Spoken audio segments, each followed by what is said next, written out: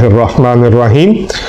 ناظرین، YouTube channel سچے اسلامی واقعات کے ساتھ آپ کا میزبان یوسف صدیق اعوان آپ کی خدمت میں حاضر ہے۔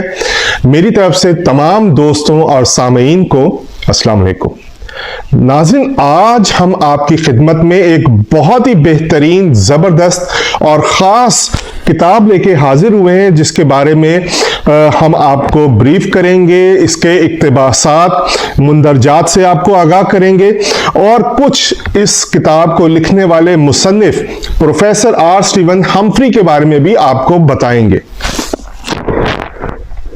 ناظرین، سب سے پہلے میں آپ کو بتاتا چلوں کہ یہ کتاب معاویہ ابن ابی سفیان فرام عربیہ ٹو ایمپائر اس لحاظ سے خاص ہے کہ یہ حضرت امیر معاویہ رضی اللہ تعالی عنہ کی شخصیت، کردار اور خلافت کی باغ سنبھالنے کے بعد ان سے سرزد ہوئے کارخانہ نمایاں کے بارے میں لکھی جانے والی ان چند گنی چنی کتب میں سے ہے جن کے مصنفین جو ہیں وہ غیر مسلم ہیں۔ اس کتاب کو لکھنے والے مصنف پروفیسر آر سٹیون ہمفری مغربی دنیا کے ویسٹ کے ایک بہت ہی جانے مانے، بہت ہی نامور، قدآور ہسٹورین ہیں، تاریخ دان ہیں اور مغرب کے علمی ادبی حلقوں میں ان کا ایک نہایت ہی اعلیٰ مقام ہے۔ اب سے کچھ دیر بعد میں آپ کو اس کتاب کے مندرجات سے آگاہ کرنے سے پہلے ایک چھوٹا سا پرمغز، مفصل لیکن جامع اجمالی خاکہ آپ کے سامنے رکھوں گا پروفیسر صاحب کا، تاکہ آپ بخوبی اس بات سے آگاہ ہو سکے کہ یہ کتاب جو ہے، اس کو لکھنے والا مصنف جو ہے کوئی معمولی تاریخ دان نہیں ہے، بلکہ ایک ایسا شخص ہے جو اپنی غیر جانبداری اور اپنی تحقیق کی اعلیٰ روایات کے بنا پر مغربی علمی ادبی حلقوں میں اپنی ایک خاص شناخت اور پہچان رکھتا ہے۔ دوسری ایک بہت ہی امپورٹنٹ بات یہ ہے کہ جیسے آپ میرے ہاتھ میں دیکھ سکتے ہیں، میرے ہاتھ میں یہ دو ایڈیشنز ہیں۔ ایک ایڈیشن ہے جس پہ ٹائٹل جو ہے وہ معاویہ ابن ابی سفیان ہے، فرام عربیہ ٹو ایمپائر۔ یہ سن 2006 کا طبع شدہ ایڈیشن ہے، اور یہ جو دوسرا ایڈیشن ہے اس کا ٹائٹل سیم ہے، معاویہ ابن ابی سفیان رضی اللہ تعالیٰ عنہ، لیکن اس کا سب ٹائٹل ہے دا سیویئر آف دا کیلیفیٹ، خلافت اسلامیہ کو بچانے والا۔ یہ سن 2012 کا ایڈیشن۔ ناظرین، ایسا بہت کم ہوتا ہے کہ مصنف نے ایک ہی کتاب کے دوسرے ایڈیشن پہ اس کا سب ٹائٹل کبھی چینج کیا ہو۔ وہ کیا وجوہات تھیں، وہ کیا محرکات تھے جس کی بنا پر پروفیسر آر سٹیون ہمفری مجبور ہوئے اس کے دوسرے ایڈیشن کو حضرت امیر معاویہ کو خراج تحسین پیش کرنے کے لیے سب ٹائٹل چینج کرنے پہ، اس پہ بھی ہم بات کریں گے۔ سب سے پہلے ہم آتے ہیں پروفیسر آر سٹیون ہمفری کی اپنی جو اچیومنٹس ہیں، علمی آنرز ہیں، اس کے بارے میں ہم آپ کو بتاتے ہیں۔ سب سے پہلے میں آپ کو بتاتا چلوں کہ پروفیسر آر سٹیون ہمفری جو ہے وہ ممبر رہے institute of advance study, Princeton, New Jersey, امریکہ کے سن 1980 سے لے کے 1981 تک۔ اس کے بعد وہ ایڈیٹر رہے international journal of Middle East studies سن 1994 سے لے کے 1999 تک۔ اس کے بعد وہ ڈسٹنگوشڈ وزٹنگ پروفیسر رہے امریکن یونیورسٹی ان کائرو کے 1998 میں۔ پھر پروفیسر انوائٹنگ پروفیسر رہے ایٹیوڈز اینڈ سائنسز سوشیلز پیرس کے 2001 میں۔ پریزیڈنٹ رہے مڈل ایسٹ اسٹڈیز ایسوسی ایشن آف نارتھ امریکہ سن 2001 میں، اور وزٹنگ فیلو پروفیسر رہے آل سولز کالج آکسفورڈ یونیورسٹی سن 2006 سے لے کے 2007 تک۔ یہ تو چند وہ پروفیشنل ان کی ایکٹیویٹیز اور آنرز تھی جو پروفیسر صاحب نے اپنے نام کی۔ اس کے علاوہ میں آپ کو تھوڑا اور بریف کرتا چلوں۔ پروفیسر صاحب بیسیکلی امریکی نژاد ہیں، he is an American national, American professor ہیں۔ انہوں نے 1969 میں یونیورسٹی آف مشیگن امریکہ سے اپنی پی ایچ ڈی کی ڈگری حاصل کی ہسٹری میں۔ प्रोफेसर साहब, मैं आपको बताता चलूं कि मगरिब में मशरिक वस्ता यानी मिडिल ईस्ट और नॉर्थ अफ्रीका के मामले में अथॉरिटी समझे जाते हैं। इनकी राय को, इनकी तहकीकात को, इनकी पब्लिकेशंस को, इनकी तहरीर को बहुत पजीराई हासिल होती है, बहुत सराहा जाता है, बहुत अहमियत की हामिल होती है। और इन्होंने जैसा आपको बताया पीएचडी हासिल की यूनिवर्सिटी ऑफ मिशिगन से, उसके बाद वो university of California Santa Barbara से बतौर प्रोफेसर मुंसलिक हुए और अपनी रिटायरमेंट तक इसी इल्मी दरसगाह से मुंसलिक रहे। और रिटायरमेंट के बाद भी इनकी शख्सियत और इनकी खिदमात को देखते हुए इनको दोबारा as a professor of emeritus मुकर्रर किया गया। अच्छा नाज़रीन, इनके बहुत सारी तख्लीकात हैं इल्मी अदबी, जिनमें से जो चंद बहुत मशहूर हुई उनमें मैं आपके सामने उनका तज़किरा करता चलूँ। एक है यही किताब मुआविया इब्न अबी सुफियान 2006 फिर 2012 में तबाह हुई। फिर एक किताब थी from Saladin to the Mongols 1977 में छपी। फिर एक किताब छपी between memory and desire the Middle East in a troubled age, और इसके अलावा इस्लामिक हिस्ट्री। ये 4-5 कुतुब इनकी बहुत ज्यादा मशहूर हुई। और नाज़रीन, मैं आपको ये बताना चाहूं कि यही वो तमाम वजूहात थीं जिसकी वजह से प्रोफेसर आर स्टीवन हम्फ्री मजबूर हुए हजरत अमीर मुआविया रजी अल्लाह ताला अन्हु की शख्सियत, किरदार और उनकी खिदमात का मुतालिया करने के बाद कि वो अपने तई अपनी तरफ से इस्लाम की इस अजीम शख्सियत को खिराज तहसीन पेश करने के लिए इस किताब के दूसरे एडिशन का नाम उन्होंने फ्रॉम अरेबिया टू एम्पायर की बजाय बदल कर the saviour of the caliphate रखा। इन तमाम जो खिदमात थी हजरत अमीर मुआविया रज़ी अल्लाह ताला अन्हु की इस्लाम के हवाले से, उसका जिक्र जो इन्होंने किया है, इस बात ने प्रोफेसर आर स्टीवन हम्फ्री को मजबूर किया कि एक ऐसी शख्सियत जिसने मुसलमानों के दरमियान खिलाफत के वजूद को बरकरार रखा, उसकी बका का सामान किया, उसको खिराज तहसीन पेश करने के लिए इससे बेहतर रास्ता और कोई नहीं हो सकता था कि वो अपनी किताब के अगले एडिशन का नाम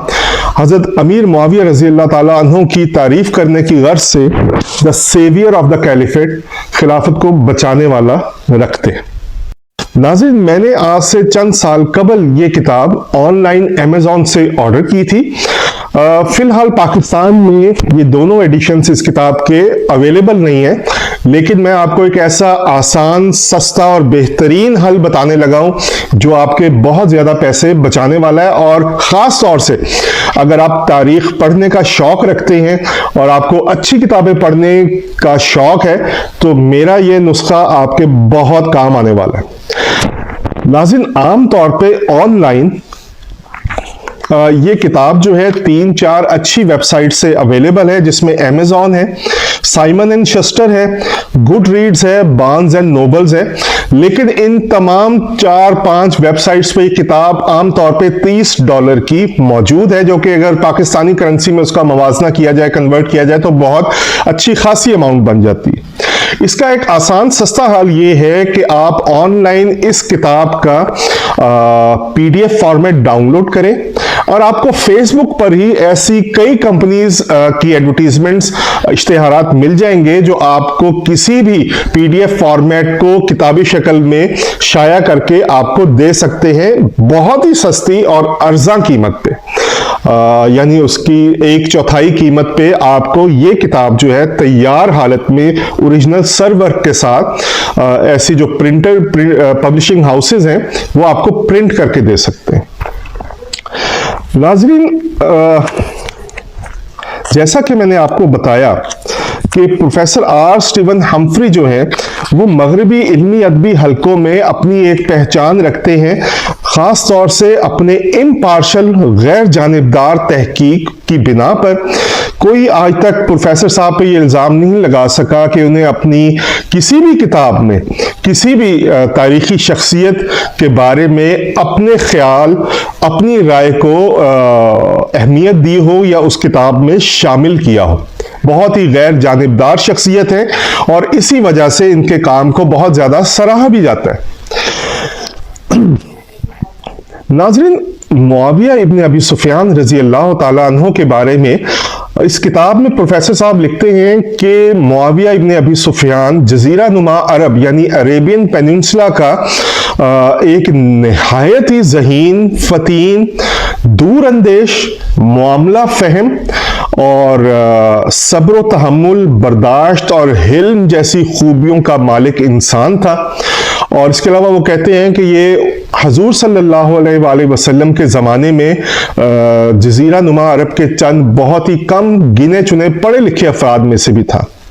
इसके अलावा वो इनकी जंगी सलाहियतों के भी मोतरफ हैं प्रोफेसर साहब, और इनकी जो एडमिनिस्ट्रेशन के हवाले से स्किल्स हैं उसकी भी तारीफ की है। इन्होंने लिखा है कि हजरत मुआविया इब्न अबी सुफियान रजी अल्लाह ताला अन्हो को पहली बार शाम का गवर्नर जो है उनके भाई यजीद बिन अबी सुफियान रजी अल्लाह ताला अन्हो की ताउन के हाथों शहादत के बाद हजरत उमर रजी अल्लाह ताला अन्हो ने मुकर्रर किया था। और एक बहुत ही खास बात हजरत अमीर मुआविया रजी अल्लाह ताला अन्हो के बारे में प्रोफेसर साहब लिखते हैं कि ऐसा बहुत कम हुआ कि हजरत उमर रजी अल्लाह ताला अन्हो ने अपने पूरे दौरे खिलाफत में किसी भी इलाके के गवर्नर को पूरा अरसा गवर्नर रहने दिया गया हो, क्योंकि हजरत उमर रजी अल्लाह ताला अन्हो डिसिप्लिन के मामले में बहुत ज्यादा सख्ती बरता करते थे। लेकिन हजरत अमीर मुआविया रजी अल्लाह ताला अन्हो वो वाहिद शख्स हैं जिन्होंने हजरत उमर जैसे सख्त खलीफा के ज़माने में भी अपना जो गवर्नरशिप का दौर है वो पूरा किया। यानी हज़रत उमर रज़ी अल्लाह ताला अन्हो इनकी कायदाना सलाहियतों के मोतरफ थे और उनकी अक्सर तारीफ भी करते थे। इसके अलावा तारीख़ तबरी में एक रिवायत मौजूद है जिसका प्रोफेसर साहब ने भी तस्करा किया है। वो कहते हैं कि हजरत उमर रजी अल्लाह ताला अन्हो ने एक जगह फरमाया कि तुम कैसरो किसरा के रोब और दबदबे की बात करते हो जबकि तुम्हारे दरमियान हजरत मुआविया मौजूद है। यानी ये एक तरह से निहायत अच्छे अल्फाज में हजरत उमर ने हजरत मुआविया को याद किया कि तुम कैसरो किसरा के रोब और दबदबे से डरने की बात करते हो जबकि तुम्हारे दरमियान मुआविया जैसा शख्स मौजूद है। इसके अलावा हजरत अमीर मुआविया रजी अल्लाह ताला अन्हो के सिलाए रहमी के बारे में प्रोफेसर साहब किताब का हवाला देते हुए लिखते हैं कि हजरत अकील बिन अबी तालिब जो हजरत अली के भाई थे वो अक्सर हजरत मुआविया के सिलाए रहमी की तारीफ किया करते थे। इसके अलावा प्रोफेसर साहब आगे चल के हजरत इब्ने अब्बास का सुन्नत इब्ने अबी अल खल्लाल की सही सनद की रिवायत का हवाला देते हुए लिखते हैं कि हजरत इब्ने अब्बास ने फरमाया कि मैंने खिलाफत के लिए हजरत अमीर मुआविया रजी अल्लाह ताला अन्हो से बढ़कर बेहतरीन शख्स नहीं पाया।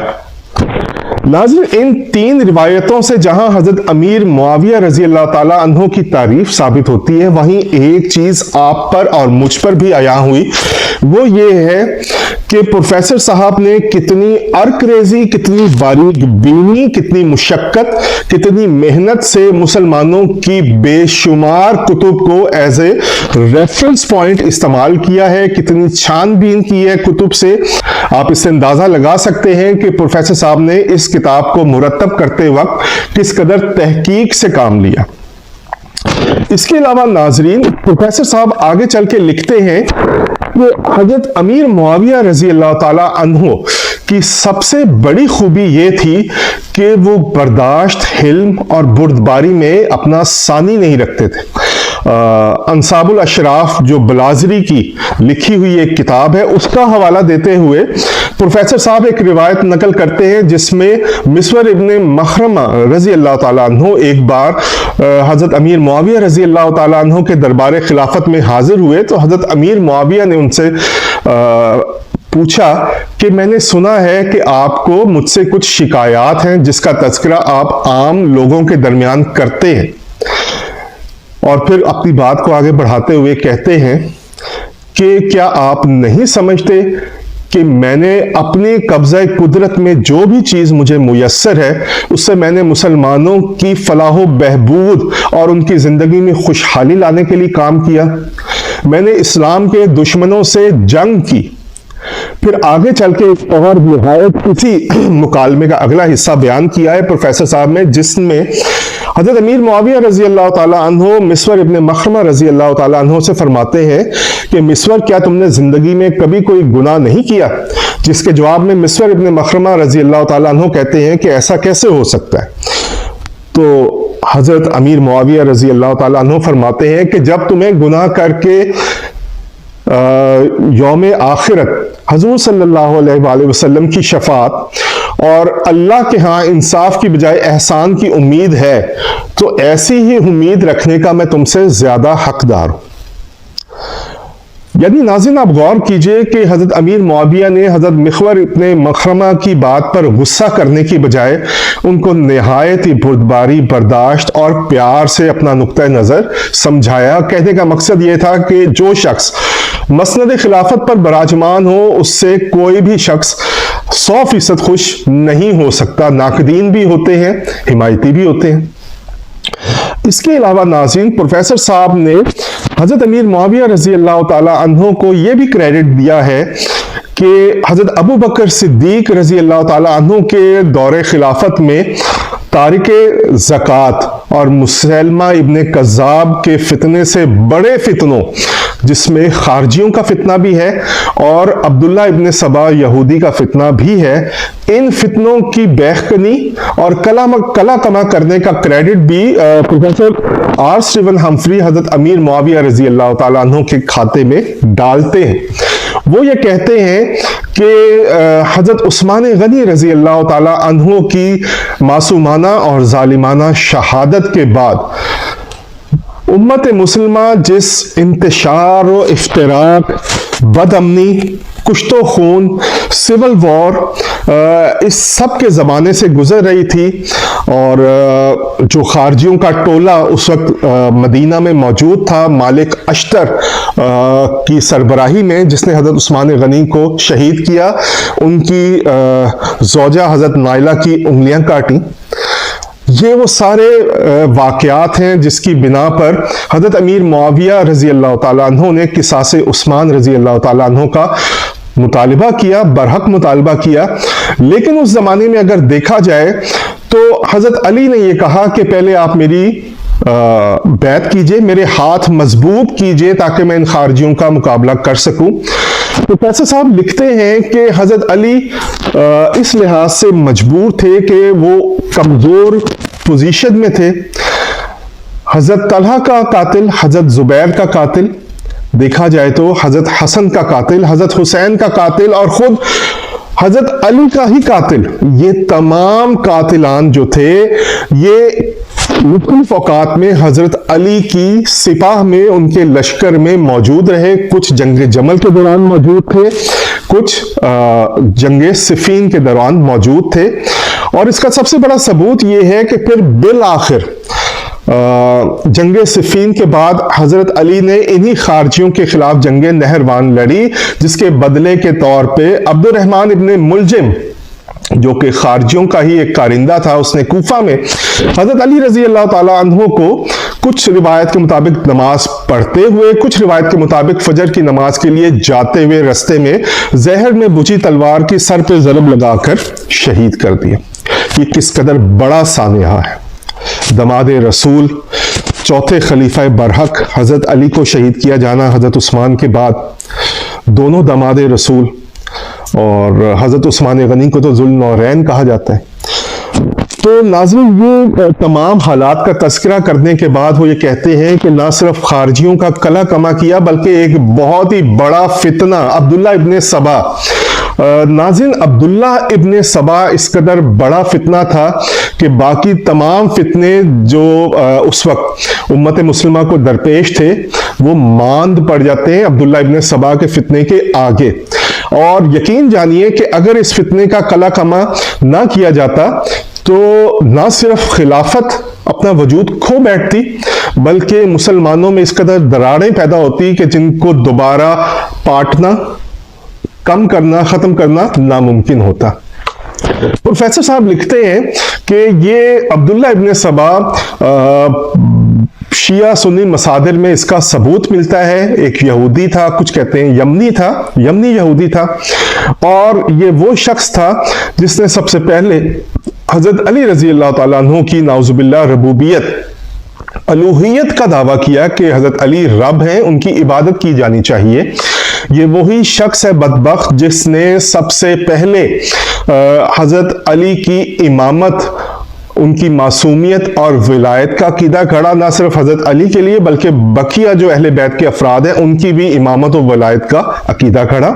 یہ وہی شخص ہے جس نے حضرت علی کے پیش رو تینوں خلفائے راشدین, خلیفہ اول برحق خلیفۃ المسلمین حضرت ابو بکر صدیق رضی اللہ تعالیٰ عنہ, حضرت عمر فاروق رضی اللہ تعالیٰ عنہ اور حضرت عثمان غنی رضی اللہ تعالیٰ عنہ پر حضرت علی کی خلافت اولیٰ کا حق غصب کرنے کا الزام لگایا.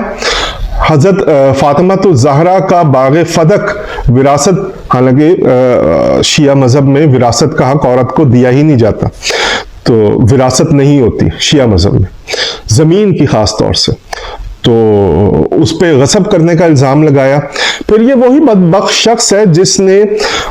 تینوں خلفائے راشدین حضرت ابو بکر, حضرت عمر, حضرت عثمان رضوان اللہ علیہم اجمعین پر تان و تشنی, لان تان اور تبرہ کرنے کو قرب الہی کا حصول کا ذریعہ بتایا, اور نہ صرف یہ بلکہ امہات المومنین پر بھی لان تان کا آغاز کیا, نعوذ باللہ. تو آپ یہ دیکھ سکتے ہیں کہ یہ فتنہ کس قدر شدید تھا. حالانکہ کوئی بھی مسلمان ہو وہ یہ سوچ بھی نہیں سکتا کہ یار غار ہو, یا وہ شخص جس کو دیکھ کے شیطان اپنا راستہ بدل لیتا ہو, جس کے بارے میں حضور فرمائے کہ میرے بعد اگر کوئی خلیفہ ہوتا, کوئی نبی ہوتا, تو وہ حضرت عمر فاروق ہوتے. پھر عثمان غنی جیسے شخص کو شہید کرنے والوں کی مدہ سرائی کی جانے لگی, جس مذہب کی بنیاد ڈالی گئی اس مدہ سرائی پہ. اور خیر یہ وہ تمام اسباب تھے جن کا ذکر پروفیسر صاحب نے بھی اپنی کتاب میں کیا ہے. پروفیسر صاحب آگے چل کے لکھتے ہیں کہ حضرت امیر معاویہ رضی اللہ تعالی عنہ حضور صلی اللہ علیہ وآلہ وسلم کے برادر نسبتی بھی تھے. ان کی ایک بہن ام حبیبہ امہات المومنین میں سے تھیں. خود حضرت امیر معاویہ حضور صلی اللہ علیہ وآلہ وسلم کے کاتبین وحی میں سے تھے. ان کے والد حضرت ابو سفیان رضی اللہ تعالی عنہ جو کہ خود ایک جید اور عظیم صحابی رسول ہیں, وہ حضور کے سسر بھی تھے. تو ناظرین آپ دیکھ سکتے ہیں کہ کس قدر قریبی رشتہ داریاں تھیں بنو امیہ میں اور حضور صلی اللہ علیہ وآلہ وسلم میں. اس کے بعد وہ آگے چل کے لکھتے ہیں کہ حضرت امیر معاویہ رضی اللہ تعالی عنہ نے جب خلافت کی باغ دور سنبھالی تو نہ صرف قاتلان عثمان رضی اللہ تعالی عنہ سے انتقام لیا, ایک ایک کر کے چن کر تمام قاتلان عثمان کو انجام تک پہنچایا, بلکہ عبد الرحمن ابن ملجم کے شریک ملزم شبیب جو کہ اس دن حضرت علی کو قتل کرنے کے لیے عبد الرحمن ابن ملجم کے ساتھ آیا تھا اور بعد میں فرار ہونے میں کامیاب ہو گیا. عبد الرحمن ابن ملجم پکڑا گیا, قتل کر دیا گیا, شبیب فرار ہو گیا, جس کو حضرت امیر معاویہ رضی اللہ تعالی عنہ کی دور خلافت میں حضرت مغیرہ ابن شعبہ رضی اللہ تعالی عنہ نے پکڑ کر قتل کیا. تو آپ یہ دیکھ سکتے ہیں کہ حضرت امیر معاویہ رضی اللہ تعالیٰ عنہ نے تمام قاتلان سے بہترین انتقام لیا. اچھا ناظرین,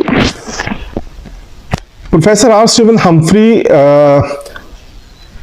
حضرت امیر معاویہ رضی اللہ تعالیٰ عنہ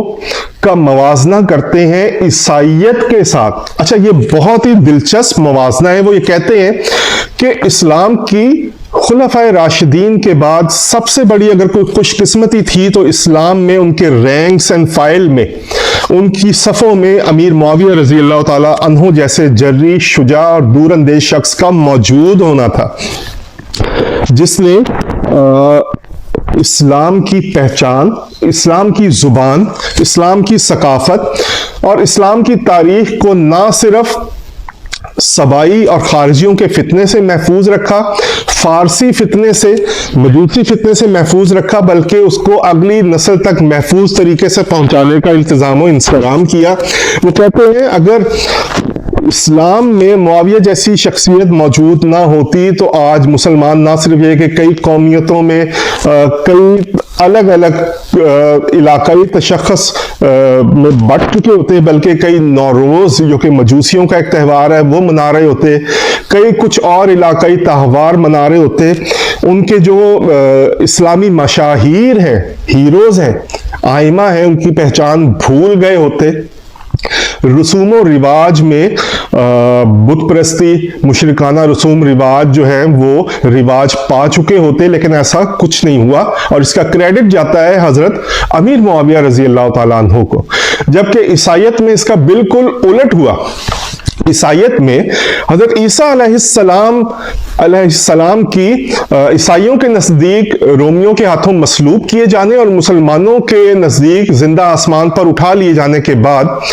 कोई ऐसा शख्स ईसाइयों के दरमियान मौजूद ना था जो बज़ोरे कुव्वत या बज़ोरे बाजू हजरत ईसा की असल तालीमात को मसख होने से और यहूदियों की चीरा दस्तियों से महफूज रखता। हालांकि यरूशलेम में हजरत ईसा का भाई जेम्स उस वक्त ईसाइयत के उमूर का सरबराह था, लेकिन यहूदियत से तायब होके ईसाइयत कबूल, बज़ाहिर ईसाइयत कबूल करने वाले शख्स, जिसे इंग्लिश में सेंट पॉल कहा जाता है, उर्दू में पोलस के नाम से याद किया जाता है, उसने अपनी मनमानी तशरीहात जो कि मबनी बर यहूदी अफकार व नज़रियात थे वो ज़बरदस्ती ईसाइयत में दाखिल किए। हालांकि जेम्स ने हत्तुल मकदूर मज़ाहमत की और रोकने की कोशिश की। प्रोफेसर साहब आगे चल के लिखते हैं कि इसका सबसे बड़ा सबूत यह है कि मिस्र में हजारों साल से आबाद ईसाइयों के यहाँ अब भी मकबूल और उनकी सरकारी इंजील, जो इंजील बरनाबास के नाम से मशहूर है, जो कि हजरत ईसा अलैहिस्सलाम के एक हवारी बरनाबास ने लिखी थी, उसमें पोलस के दाखिल किए गए नजरियात मौजूद नहीं है। पोलस ने हजरत ईसा अलैहिस्सलाम को नाउज़ुबिल्लाह यहूदियों की जिस तरह हजरत उज़ैर को अल्लाह का बेटा कहा जाता है, हजरत ईसा को अल्लाह का बेटा करार दिया। ये पोलस ही था जिसने अकीदा तस्लीस, the divine principle of trinity, father son and the holy ghost का मफरूजा ईसाइयत में दाखिल किया। ये पोलस ही था जिसने ईसाइयत में राहिबाना तर्ज जिंदगी जो है, क्लर्जी स्पेशली जो चर्च के नुमाइंदगान है, क्लर्जीहुड, उनके लिए राहिबाना तर्ज जिंदगी मुतारिफ करवाई कि तमाम उम्र शादी नहीं करेंगे और राहिबाना तर्ज जिंदगी को फरोग दिया, हालांकि इस्लाम इसके सख्त मुखालिफ है। तो वो तकाबुल करते हुए कहते हैं कि इंजील बरनाबास में ऐसी कोई इजाफा शुदा चीज़ें जो हैं वो मौजूद नहीं हैं। और हैरान कुन बात यह है कि इंजील बरनाबास में भी यही मौजूद है कि हज़रत ईसा को जिंदा आसमानों पर उठा लिया गया। यानी इंजील बरनाबास जो है, जो कि पोलस की 10 बुर्द और चीरा दस्ती से महफूज रही, वो काफ़ी हद तक मुसलमानों के नज़रियात के करीब है। ये बात उन्होंने एज अ सबूत, एज अ प्रूफ अपनी किताब में पेश की। नाज़रीन, मुझे उम्मीद है कि आपको ये प्रोग्राम जो है पसंद आया होगा। अगर आपको ये प्रोग्राम पसंद आया तो हमारे चैनल को लाजमी सब्सक्राइब कीजिए ताकि आपको इसी तरह के मुफीद, मालूमाती और दिलचस्प प्रोग्राम देखने को मिलते रहें। अपने मेज़बान यूसुफ सद्दीक अवान को अगले प्रोग्राम तक के लिए इजाज़त दीजिए। अल्लाह हाफ़िज़।